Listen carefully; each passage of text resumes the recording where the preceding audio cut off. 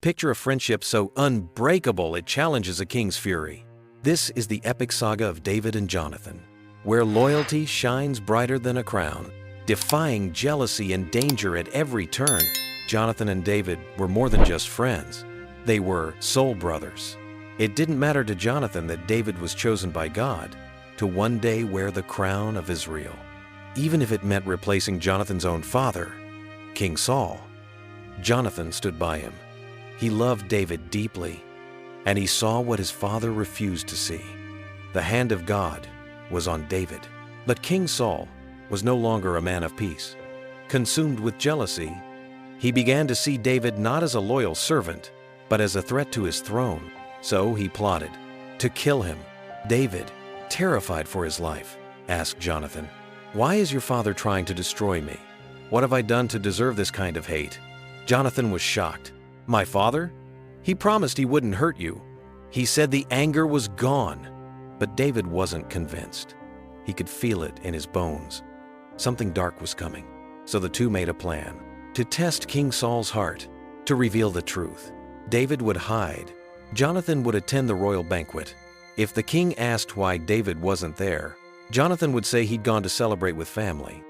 If Saul stayed calm, David was safe. But if Saul's rage broke loose, it would mean David was truly in danger. That night, Saul sat down to eat, and David's seat was empty. He turned to Jonathan. "Where is the son of Jesse? Why isn't he at my table?" Jonathan calmly explained. But before he could even finish, Saul's face twisted with fury. He snatched his spear and hurled it at his own son. Jonathan barely escaped. In that moment, he knew the truth. David was marked for death. The next morning, Jonathan took his bow and arrows. He stepped into the field, where David was hiding, just out of sight. If he shot the arrows close, David could return. But if he shot them far, David had to run. He let the arrows fly far into the distance. David saw, and his heart broke. Saul truly wanted him dead. When the coast was clear, David stepped out. He fell to the ground, face first in the dirt. Before his beloved friend, they embraced, weeping. This wasn't just a goodbye. It was the end of everything they knew.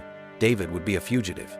Jonathan would return to a bitter father, and their families would never be one again. David cried harder than Jonathan, but Jonathan never wavered. He had protected David, loved him as his own soul. He knew David was chosen by God. As they parted, Jonathan said, "Do not be afraid. You will be king, and I will be second to you. Even my father knows this." This is the legend of a friendship that defied a king's envy, a tale of loyalty that shines through the ages.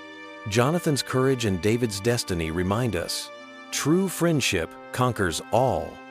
If this story moved you, like, subscribe to Heavenly Tales HQ, and share it with someone who needs it.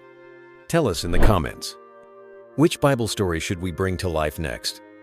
Let's keep spreading these powerful Bible stories together